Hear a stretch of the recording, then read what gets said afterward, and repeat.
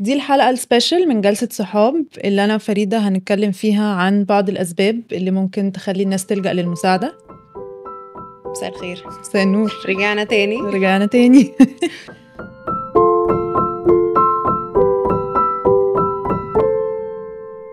نبدأ منين؟ هقولك النهاردة احنا هنتكلم عن بعض الاضطرابات اللي احنا بنشوفها في شغلنا، بنتعامل معاها سواء شغلنا في المستشفى أو في العيادات أو المراكز. بس قبل ما نبدأ نتكلم فيهم، طبعا احنا مش هنتكلم فيهم كلهم أكيد لأنهم كتير جدا، بس هنتكلم مع أكتر حاجات احنا بنحتك بيها. بس قبل ما نبدأ ممكن تقولي لنا للي بيتفرج على الحلقة دي ايه الهدف؟ احنا ليه النهاردة هنتكلم عن الاضطرابات دي؟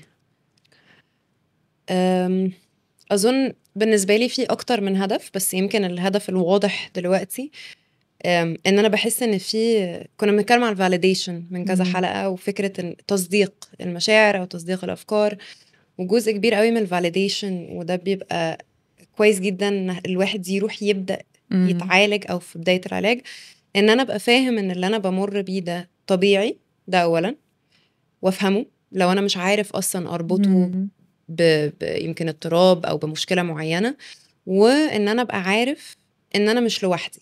فالنورماليزيشن والفاليديشن دول صح. بالنسبة لي هدف كبير قوي للجلسة دي. لو هزود برضو على كلامك إنه ساعات ممكن الواحد يكون كبر حياته كلها بشكل معين ويبقى بالنسبة له ده عادي، بعدين على كبر يكتشف إنه هو ممكن يبقى عادي بالنسبة له بس هو مش صحي. صح. وفي نفس الوقت أنا بحس إنه أكيد رحلة العلاج بتبدأ بإن أنا أعرف إن أنا أصلا في حاجة مش ظابطة، أعرف إن أنا محتاج مساعدة، فممكن أسمع حاجة أقول ده بيحصل لي. صح. فمن هنا بقى تبدأ الدنيا تنور أكتر شوية. صح. النهاردة احنا هنقسم الحاجات، فبتهيألي صلحيني لو أنا غلط، بتهيألي أكتر حاجة بنقابلها في شغلنا القلق، الانكزايتي. أيوة، بكل أشكالها بقى. بالظبط. احنا كل حاجة هنقولها بريفلي لأنه كل حاجة ليها شرح مطول وأعراض وأشكال وألوان. أيوة. فممكن ما نقومش من هنا النهاردة، فاحنا هنحاول نتكلم على كل حاجة باختصار. أوكي. ممكن نبدأ بالقلق. الاختصار ده مش يعني مش نقطة قوة عندي. فأنا بس بقى إيه برجع كده إن أنا ما بختصرش حاجة. هنحاول، بس هحاول. القلق، ما هو القلق؟ طيب باختصار القلق ممكن يعني كاضطراب، زي ما قلنا قبل كده برضو ان احنا عندنا في اي اضطراب سبيكترم، فعندك المايلد والمودريت والسيفير. فيمكن اللي احنا هنشرحه هيبقى ميكس من كذا حاجة، الأعراض اللي الشخص ممكن يبقى بيحس بيها. وممكن القلق يتقسم ل4 جوانب أو سب كاتيجوري. فالقلق اللي هو اسمه الانكزايتي ديسوردر، ده يختلف عن الضغط. كلنا من الضغط بس مش كلنا بنمر باضطراب القلق اللي هو الانكزايتي بالظبط. فلو هنقولها بالانجليزي، الضغط هو الستريس، فانا مضغوطه ان عندي امتحان، مضغوطه ان احنا بنصور، مضغوطه ان احنا وقتنا مزنوق في حاجه. ولكن القلق ممكن يبقى مش مربوط بعوامل خارجيه، وهو نابع من الانترنال او يعني خوف داخلي من عندي في حاجات كتير قوي بقى. طيب بيتقسم ل4 حاجات. عندك القلق اللي هو الهيلث انكزايتي، ففي ناس بتبقى قلقانه على صحتها، فبتلاقي القلق حتى ملوش تريجر او ملوش حاجه ملموسه تفهمي هي جت منين. الشخص دايما منغمس في فكره افرض انا حصل لي كذا، افرض رحت المستشفى وحصل كذا، افرض تعبت. فافتراضات كتيره قوي مربوطه بصحه البني ادم. عندك غير الهيلث انكزايتي في اكتر نوع يمكن موجود، اللي هو الGAD او الجنرالايزد انكزايتي ديسوردر، اللي هو اضطراب القلق العام. فده بقى الشخص اللي بيبقى قلقان على كل حاجه واي حاجه. بالظبط. اي تغيير في جدولي هيقلقني، اي حاجه انا مش متوقعها هتقلقني. هروح اتكلم مع صحابي ازاي؟ طب الناس دي هتفكر فيا ازاي؟ فهي حاجات سوشيال وفاينانشال، يعني موجوده في كذا جانب من حياتنا، والقلق دايم معايا، ماشي معايا اليوم كله. بيتهيألي اللي بيميزها برضو ان هي uncontrollable، هي انا خرجت من السيطره، انا خلاص مش عارف اسيطر عليها. بالظبط. وهبقى اشرح لك حاجه يمكن تساعد اي شخص بيمر بالقلق، بس هخلص لك الاثنين اللي فاضلين ونرجع لها. فاحنا كده قلنا ان في الجنرالايزد وفي الهيلث انكزايتي. في بقى دي اللي انا ممكن ابقى مريت باعراضها في جزء السوشيال انكزايتي، وهي ان انا ببقى قلقان من نظرة الناس ليا. طيب ممكن بقى دي تظهر في الخروجات، مواقف اجتماعية. في اي مواقف اجتماعيه زي الخروجات، حاجه بسيطه زي دي. او انا بقى كانت بتظهر فين؟ في البرزنتيشن. لو هتكلم قدام ناس بيبدا ينزل عليا كده احساس ان انا مش هعرف اتكلم. طيب وافرض قلت حاجه غلط، اجن افتراضات كتيره، افرض انا قلت حاجه غلط، افرض ما عرفتش اتعامل، بيبدا الشخص يلاقي ان ضربات قلبه سريعه بسبب التريجر ان هو هيضطر يتعامل مع ناس. بيفكر كتير قوي في الشخص ده هيقول عليا ايه، وبقى يعني في اكزامبلز كتير. فده برضو بريفلي. وعندك برضو كنا لسه بنتكلم عليه قبل ما نبدا، البانيك ديسوردر، وده بيتهيألي انت بتشتغلي معاه اكتر، صح؟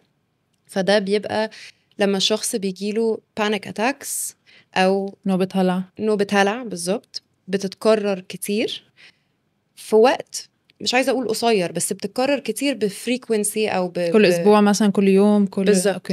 بيجي لي بانيك اتاكس وانا مش فاهم يمكن سببها. ساعات بيبقى السبب واضح وساعات لا. مش كل الناس اللي بتمر باضطراب القلق بيجي لها بانيك اتاكس، ولكن في البانيك ديس اوردر ده جزء اساسي ان انا لازم يبقى بيجي لي بانيك اتاكس مور اوفن، او يعني بشكل متكرر. بالزبط. الفرق بين القلق والبانيك ان البانيك بيبقى قلق مرتفع جدا، بيطلع لبيك بالظبط فترة ويقل تاني، بالظبط، لدرجة ان في ناس ممكن تقول انا حاسة ان قلبي هيقف، حاسة ان انا هموت، حاسة ان انا بتجنن. بالظبط. فبيبقى فيها يعني intense، وبتحسي ان انت فقدتي السيطرة على نفسك او فقدتي السيطرة على افكارك. وهنا بقى هرجع لحاجة بحبها جدا، الانكزايتي ايكويشن. مش عارفة انت عارفاها ولا لا، مع ان انا شخص ما بيحبش الحساب، بس عمالة بدخل ايكويشنز في الطريق ده كله. الانكزايتي لو عايز تفهميها بيبقى سهل جدا. anxiety equals حاجة اسمها my overestimation of a threat، يعني أنا مقدر الثريت بشكل كبير جدا، على my underestimation of my capacity to handle the threat. فأنا شايف إن في trigger أو في threat كبير قوي مش هعرف أتعامل معاه. يعني إيه threat بالعربي؟ تهديد أو خطر. بالظبط. فأنا شايف إن في تهديد كبير، وأنا شايف كمان إن أنا قدرتي في إني أتعامل مع الثريت ده أقل من الحقيقة. بالظبط. فاحنا بنهول حاجة وبنصغر حاجة. فمثلا البرزنتيشن لو هرجع لها، أنا كنت ببقى شايفة إن البرزنتيشن دي أكبر حاجة ممكن، كارثة. يعني هيحصل إيه لو عطلت في البرزنتيشن؟ مش عارفة. طيب وأنا شايفة إن أنا مش عارفة أتكلم. فاللي بيحصل إن من كتر ما بفكر أو بنشغل بالفكرة دي، في الاخر انا باندر بيرفورم، او ببدا ان انا فعلا انا منشغله قوي بالقلق بتاعي. فحقيقي بقى بيبدا ان البرفورمانس بتاعنا او الاداء بتاعنا فعلا بيتاثر. فدي بتبقى لوب بقى وحشه قوي في القلق. انت قلقانه انك تعملي حاجه يمكن تبقى مش كويسه او مش صحيه ليكي، ومن كتر ما انت قلقانه بتبداي تعمليها وتخشي في الدوامه دي لحد بقى ايه ما نحاول نكسرها بشكل من الاشكال. طيب انت دلوقتي قلت لنا، انا بكتب عشان اقول وراكي. دلوقتي قلتي ان احنا في health anxiety، في generalized، وفي social، وفي panic. صح. في فوبيا. صح. دي حاجة برضو تعتبر من اضطرابات القلق. بالزبط. وفي ال OCD، الوسواس القهري. بالظبط. انا ممكن اتكلم على الفوبيا وارمي لك بقى الكرة في ملعبك على OCD. الفوبياز برضو امتداد للقلق او لاضطراب القلق، وهو لما بيبقى عندي خوف غير مبرر وكبير قوي من حاجة very specific ومحدد. صح. محدد. بالظبط. من حاجة very specific. يعني عندي خوف من المرتفعات. فأي مرة هطلع فيها مثلا فلنفترض الدور التاني أو التالت، أنا مش هاخد الأسانسير، أنا هضطر أخد السلم. أو بخاف إن أنا أقف في البلكونة لأن أنا خايف من المرتفعات. في ناس بتخاف من الطيارات. والفوبيا عادة بيبقى من كتر ما القلق، مش عايزة أقول مبالغ فيه، بس من كتر ما القلق كبير أو overwhelming، ده ممكن يوصل لبانيك أتاك. فأنت كده بيبدأ يجيلك نوبة الهلع دي من كتر ما أنت تاني مرعوبة من الحاجة دي. فالفوبيا ممكن تبقى أشد نوع قلق، ولكن بتبقى في حاجات سبيسيفيك. أنا مثلا عندي فوبيا، بتكلم عنها في جلساتي طول الوقت، عندي فوبيا من النحل. لو في نحلة دخلت أنا مش هقعد في المبنى، هختفي. ومش عشان عمري اتلسعت من نحلة، بس هو خوف غير مبرر. وتاني أنا بأندر استيميت ماي كاباسيتي إن أنا أتعامل مع قرصة النحلة. صح. حلو الرابطة اللي عملتيها لما قلتي إن ممكن فوبيا تؤدي البانيك أتاك. بالظبط. أوكي. ندخل بقى في الOCD. OCD هو الوسواس القهري، نتكون من حاجتين: وسواس، compulsion، افعال قهريه. الوسواس دي بتكون ممكن فكره، او ممكن تكون حتى ايمج معينه، مش لازم تيجي على شكل فكره بالكلام، يعني ممكن تبقى صوره أو حاجه. صح. الاوبسيشن ده بيسبب لي قلق عالي جدا، يخليني مش مرتاح ومشدود، متوتر، مشدود بشكل ملحوظ وكبير، ومضايقني وما يعطلني عن حاجات تانية. صح. فطبيعي لما اي حد بيحس بالاحاسيس دي بيبقى عايز يرتاح، يعني انا مش عايز افضل مشدوده ومتوتره، فبعمل فعل قهري معين. صح، اللي هو الفعل اللي بيبقى بيريح. فعل بعمله بيريحني من القلق بتاع الوسواس. بالظبط. بالظبط. اللي بيحصل بعد كده ان انا بكون سكنته شويه، بعدين الفكره هتيجي تاني، وبعدين هي بتسبح سايكل. المشكله بقى في الOCD انه عامه في القلق، ايه اللي بيزود القلق؟ هي الحاجه اللي بتريحنا دلوقتي. ايوه. بمعنى ان انا لو انتي بتخافي من نحل وجت نحله وجريت، انت كده ما واجهتيش الموضوع، ما حاولتيش تحليه، فانت كده مخك هيقنعك انه طبعا ما انت كويسه عشان هربتي من النحله. صح. مع ان في الحقيقه كان ممكن تبقي كويسه لو فضلتي مع النحله في الاوضه برضو. صح. فالحاجه اللي بتريحني دلوقتي اللي هو الفعل القهري ده ممكن يكون بيساعد شورت ران، بس on the long run بيعلي القلق. مش دي اللي هي الانكزايتي كيرف؟ صح. اللي هو لما بنفضل نبتعد عن الحاجه اللي بتقلقنا بنريح نفسنا immediately، فالقلق بعد ما بيوصل للبيك بينزل، وبعدين لو انا ما تفادتش او I did not avoid بينزل بالراحه، بس لما بيعلى ما بيعلاش بنفس الدرجه بعدين. صح؟ ايوه. اوكي. فجزء من حل القلق او يعني في حاجات معينه طبعا ممكن يبقى ان احنا نقعد مع الحاجه اللي بتخوفنا. بالظبط. عايزه اقول حاجه اخيره عن الOCD، انه كتير من الوقت اللي هي الاوبسيشن زي ما قلنا اللي بيسموها ايجو ديستونيك. اوكي. مش عارفه ترجمه بالعربي بالظبط، بس الشرح بتاعها هو ان هي بتبقى حاجه متعارضه معايا كشخص، متعارضه مع مبادئي، متعارضه مع اللي انا حابه افكر فيه. عشان كده فكره مش بتريح الواحد لما بتجيله. هي بتبقى فكره لو سالتي شخص هو انت عايز تفكر في الحاجه دي، هو مش عايز يفكر فيها خالص. فهي بتبقى متعارضه مع الشخص. طب عندك اشكال معينه او ثيمز معينه بتظهر في الOCD؟ عشان انا عارفه ان بيبقى في حاجات، طبعا انا عارفه ان هم كتير، بس في حاجات بيتهيألي متعارف عليها او كومن اكتر. طبعا لو هديها السايكل اللي احنا قلنا عليها، مثلا ألمس حاجه فيجيلي اوبسيشن ان انا في جراثيم على ايدي. فيبدا مخي القلوق يفكر انه اكيد الجراثيم دي هتجيب لي امراض، هتأذي عيلتي، هتموت اخويا، فابدا ان انا ابقى متوتر فاروح اغسل ايدي. صح. فواحده فيهم متعلقه بالنظافه، فارتاح بعد ما اغسل ايدي، وبعدين بنعيد السايكل في الكاونتنج. ان احنا نعد حاجات معينه. التشيكينج، اتاكد كذا مره ان البوتاجاز مقفول، ان الباب مقفول، ان المحفظه مقفوله، whatever. وانت بتتكلمي دلوقتي انا فكرت ان انا مثلا كل ما بقفل الباب بفكر انا نسيت اقفل كذا. أيوة. بس ازاي الشخص يفرق لو هو عنده وسواس او ان دي حاجه لها علاقه بالOCD، او ان عادي احنا ساعات بنقلق كده ونخش نشوف احنا نسينا ايه؟ او اسالك حاجه، انت لما بيحصل لك كده بتكملي يومك ولا يومك بيوقف ولا بتعملي ايه؟ بكمل طبعا. يعني بالنسبه لك بتبقى فكره موتره، بس عرفتي تسيطري عليها وعرفتي خلاص يلا نكمل اليوم. بالظبط. بتاعي الشخص اللي بيبقى مثلا متشخص OCD هي مش هتبقى بالسهوله دي. هي الموضوع هيبقى واخد حيز كبير جواه، هيعطله عن الشغل. بالظبط. هيبدا يعطله عن حاجات. فلو كنت عايز تقولي حاجه عن OCD؟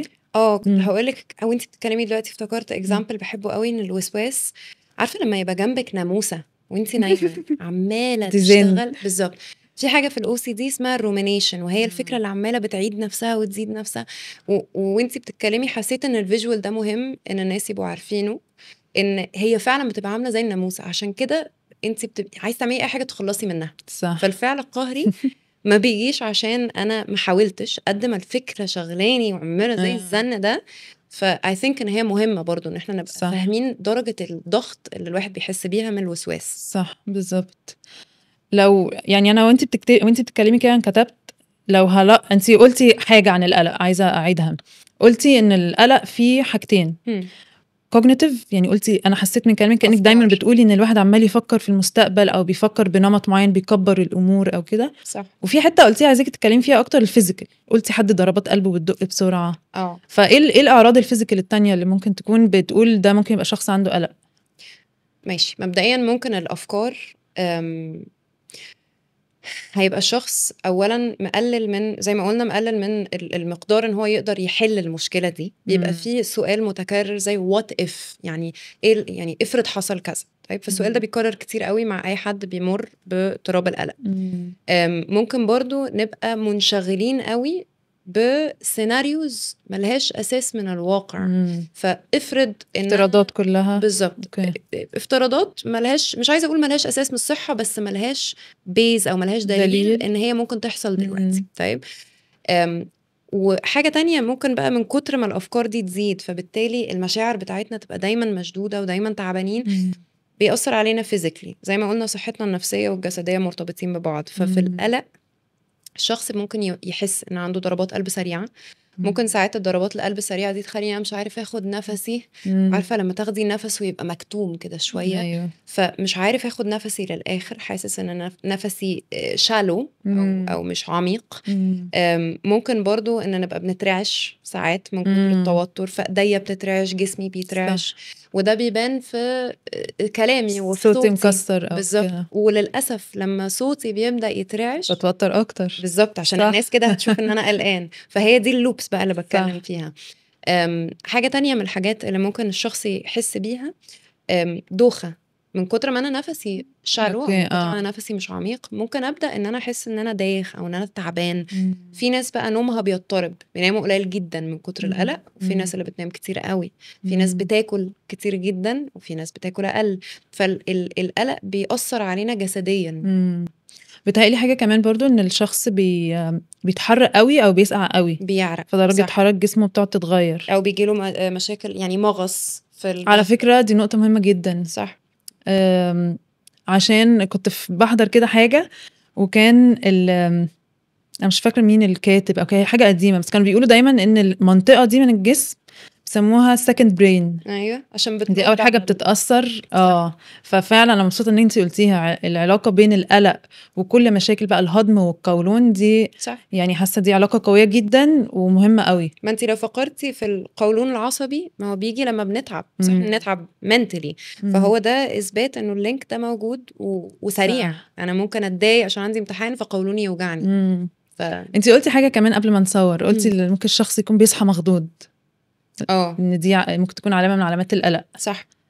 هوقفك هنا بقى عند الOCD، وعايزه ان انا اربط حاجه بالتانية. يعني احنا ساعات لما بنمر باعراض قلق، او لما حد بيبقى عنده OCD كتير بيجي لنا ناس يمكن من كتر ما اعراضهم شديده في الانكزايتي او في الOCD، ممكن ده يوصلنا لاضطراب تاني وهو الاكتئاب، او يجيب اعراض اكتئاب. صح.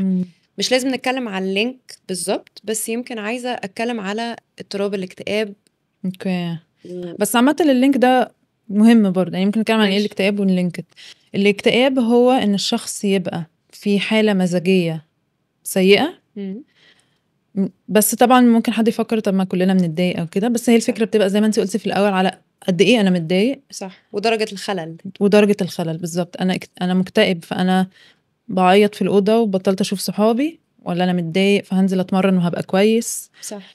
وبيصاحبها اختلافات تانية بقى في عادات بتاعتي، مش بس المزاج، زي مثلا انماط الاكل والشهيه. صح. زي ما قلتي النوم، ممكن اكون بنام كتير قوي، او ما بنامش خالص. ممكن محتوى تفكيري يبقى متشائم اكتر. صح. ابقى دايما بقيت دايما بحس بالذنب. صح. او افكاري بقت زي ما بقول سوداويه، حاجات شبه انا بتعاقب، انا ربنا غضبان عني، او ما فيش امل. بالظبط. المحتوى في تفكيري بيبقى مختلف. اللي بيحصل انه عكس بقى القلق. احنا قلنا القلق مشدود وبسرعه وكده، القلق العكس. يعني انا في القلق، قصدي الاكتئاب العكس. القلق النيرفس سيستم بتاعي سريع قوي، الديبريشن النيرفس سيستم بتاعي طفى. صح. كل حاجه بقت ابطأ، بقت اهدى وملهاش طعم. بالظبط. دي حاجه مهمه جدا فعلا، نسيت اقولها، ان الواحد بيبقى ايه فايدة الدنيا، مش مستمتع بحاجة، ما بقيتش مهتم بالحاجات اللي انا مهتم بيها. فهنا برضو يجي لينك تاني بين القلق والاكتئاب، ان انا ساعات من كتر ما انا بقالي سنين قلقان انا جسمي تعب، فانا دلوقتي حصل شت داون. عشان كده الناس دايما يعني ممكن لو ما عالجتش القلق بعد سنين ممكن تخش من القلق في اكتئاب. صح. وسبب لينك تاني برضو بين القلق والاكتئاب ان انا ممكن مثلا لو عندي OCD ويبدا الخلل ياثر على حياتي، ياثر على الشغل، ياثر على الصحاب، انا ممكن ابدا بقى اتضايق لان انا بدات اشوف حاجات في حياتي عماله تقع. بالظبط. فانا شايفه حياتي الجوده بتاعتها بتنهار قدامي، فاحساس ان ما فيش امل ده عمال يزيد لان بالزبط. انا الحاجات بتقع ومش عارفه احلها، فبقى في الداون او الاحساس الايموشنال ده. والاكتئاب ممكن يجي ردة فعل حدث، يعني حصل حاجة فأنا اكتئبت، حاجة واضحة، أو ممكن يجي يعني ما بتبقاش ردة فعل الحدث واحد معين، يعني ممكن تكون مثلا تراكمات، تغييرات في الكيمستري بتاعة المخ أو كده. وساعات بيبقى فيه زي ما انت قلتي دلوقتي، ساعات بيبقى فيه حاجات يمكن بيولوجية شوية ممكن تأثر على ان الشخص طبعا يجيله اكتئاب. في فيتامينز معينة لو وقعت في الجسم ممكن تأثر على ان انا يزيد قابلية الاكتئاب. صح. دي هنسيبها للناس المختصة، هنبقى نتكلم فيها بعدين. بس عايزة نزود حاجة على كلامك، انه فعلا زي ما انت قلتي هي الأمراض النفسية فيها عامل وراثي. يعني انا مش بورث المرض، بس بورث بالظبط القابليه او استعدادي ان انا يجيلي المرض ده. صح. ويمكن هنا كنت عايزه ازود حاجه برضو في تعريفي، لان احنا طبعا بنسمع الكلمه بتاعت اصل انا مكتئب بقالي يومين دي. مفيش حاجه اسمها ان انا مكتئب بقالي يومين، انا حزين جدا بقالي يومين، انا تعبان قوي بقالي يومين. ولكن الاكتئاب هي الباكج كلها بالاعراض الجسديه والاعراض الكوجنيتيف او التفكير زي ما قلنا، والاعراض الايموشنال. وبرضو لازم يبقى الشخص قاعد في الحاله دي اكتر من اسبوعين. صح. ففكره ان انا اكتئبت يومين دي مش اصح حاجه، يعني لو بنحاول نفهم الاكتئاب الحقيقي. فدي برضو نقطه كنت حابه اوضحها. صح. حاجه كمان في الاكتئاب لسه فاكره وانت بتتكلمي، انه في الاكتئاب الشخص نظرته عن نفسه بتتغير. صح. السيلف استيم بتاعه بيقع، بيبدا يشوف نفسه بصوره مش زي حقيقية. الصوره اللي انا كنت شايف نفسي بيها قبل كده. صح. وبتهيألي ده فرق بينه وبين انواع تانية من الحزن هنتكلم فيها دلوقتي، زي الجريف مثلا او الحزن ما بعد الخساره. بالظبط. صح. يمكن وانتي بتقولي بس ان الحياه ملهاش طعم، في عرض من الاعراض بتوع الاكتئاب اللي هو بنقول عليه الانهيدونيا او بننطقه انهيدونيا ساعات. كنا بنحفظها كده زمان في الجامعه. والانهيدونيا ده تعريفه اللوس اوف بليجر. انا بحس ان ده من اكتر الحاجات اللي بتفرق الدبريشن عن الحزن. ان صح. الحزن احنا بنبقى متضايقين على حاجه معينه او على حياتنا طبعا، بس لسه عارفين نستمتع بحاجات صغيره. الانهيدونيا يعني انا فقدت الشغف في كل حاجه، وفقدت احساسي بالانبساط في كل حاجه. صح. وما بقاش حاجه زي ما انت قلتي ليها طعم. زي لما كان يجي لنا كورونا من سنتين كده كنت تفقدي بقى الاحساس بالطعم ده كومبليتلي، وتاكلي الاكل ملوش اي لازمه. صح. فممكن من هنا ندخل على الحزن ما بعد الخساره او الجريف. زود حاجة سريعة في الاكتئاب، انه طبعا في حالات بتوصل برضو ده بيبقى دليل ان هو شخص ده مكتئب، ان هو بيبدأ يفكر في مثلا الدنيا ملهاش معنى، انا مش عايزة اكمل في الدنيا، حاجات شبه كده. جريف، الفقد ما بعد الخسارة، ده رد فعل انساني طبيعي. الحزن ما بعد الخسارة. انا قلت ايه؟ الفقد. جبتي الاتنين في بعض بس مش مشكلة. الحزن ما بعد الخسارة او الفقد، ايوه بالظبط. ده بيبقى رياكشن انساني طبيعي لاي حاجه انا خسرتها. الحاجه دي ممكن تبقى بني ادم، صح. حد هاجر، حد توفى، حيوان، ممكن تبقى كلب، صح. ممكن تبقى اي حاجه، شغل، غيرت شغلتي، صح. انا زعلانه على الشغله اللي راحت مني، ممكن تبقى طلقت فانا زعلانه على الحياه اللي انا كنت عايشاها بالطلاق، اي حاجه، صح. وممكن كمان معلش تبقى حاجات مش ملموسه. يعني في حاجات احنا بنخسرها، صح. زي اني خسرت حريتي مثلا لما اتنقلت دولة تانية، او خسرت احساسي، او خسرت حريتي. دي بتحصل للامهات كتير ساعات، صح. ان هم بيبقوا مش متضايقين ان هم خلفوا قد ما هي متضايقة على الحرية اللي كانت عندها اللي ما بقتش موجودة. وبيبقى عندها احساس بالذنب بقى هنا، ان انا حاسه اني خسرت حاجه بس انا مبسوطه باولادي. ده بيعمل لخبطه جدا، صح. وما اظنش ان حد بيقدر فكره انك تحزني على حاجه كانت عندك بس مش ملموسه، او انك تحزني على حاجه كان ممكن تجيلك وما جاتش. زي ساعات الناس اللي ممكن يبقى كانوا عايزين شغلانه قوي والشغلانه ما جاتش they can grieve الشغلانه اللي ما جاتش دي، لان انا بجريف البوتنشال، الحاجه اللي كان ممكن تحصل وكنت متمسك بيها قوي وما جاتش. صح. الفرق بين الجريف والاكتئاب، لان هما بحس في فرق بينهم بسيط وبيلخبط، وممكن الاثنين يعني ممكن الجريف يخش في اكتئاب او الاكتئاب يجيب، يعني ممكن الاثنين يسيحوا على بعض. صح. احدى الفروقات اللي انا عارفه افكر فيها واحنا بنتكلم كده حته السيلف استيم، يعني عاده الشخص اللي بيكتئب نظرته لنفسه بتتغير. الجريف بيحصل تغيير في الهويه شويه او كده، بس السيلف استيم بتاع الشخص ما بيقعش بنفس الشكل، مش بنفس الشكل. يعني في حالات اكيد ممكن يقع فيها بس مش بنفس الشكل. اظن واحد من الفروقات هو، او مش فروقات، هو انا بحس ان الدبريشن ممكن يبقى معاه او جواه جريف، انا مكتئب لان انا خسرت حاجه، والجريف ممكن يؤدي الى الدبريشن. صح. فالاثنين زي ما انت قلتي بيوفرلاب او بيوصلوا ببعض، بس الفرق هو ان الجريف بيبقى مرتبط بالحاجه اللي انا خسرتها او اللي انا حاسس اني خسرتها او كان ممكن اخسرها. ولكن الاكتئاب بيبقى عام شويه، الحياه مش حلوه، الحياه ملهاش طعم، متضايق من كذا حاجه في جوانب حياتي. واجان اظن ان انا ليه مش بفكر قوي ساعات ان هم يتفرقوا، لان انا لما بشوفهم عاده بشوفهم مع بعض. كتير بيبقى الجريف ادى للاكتئاب والاكتئاب جه من الجريف. صح. كانهم بيكملوا بازل مع بعض. صح. وممكن اكتئاب يعني يؤدي الى grieving a life that I wanted to live but I couldn't. صح. وحاجه ممكن ازودها هنا عشان تساعد الشخص يفهم، I can grieve and not be depressed. يعني أنا ممكن أبقى حزينة على حاجة أنا خسرتها، حزينة على كلبتي، حزينة على واحدة بحبها، صديقتي اللي قطعنا مع بعض، بس أنا مش مكتئبة. أنا مجرد حزينة في الحتة دي، حياتي مكملة بس أنا من جوايا حزينة على الشيء ده. بالظبط. فده ممكن يبقى علامة نقدر نفرق بيها. صح.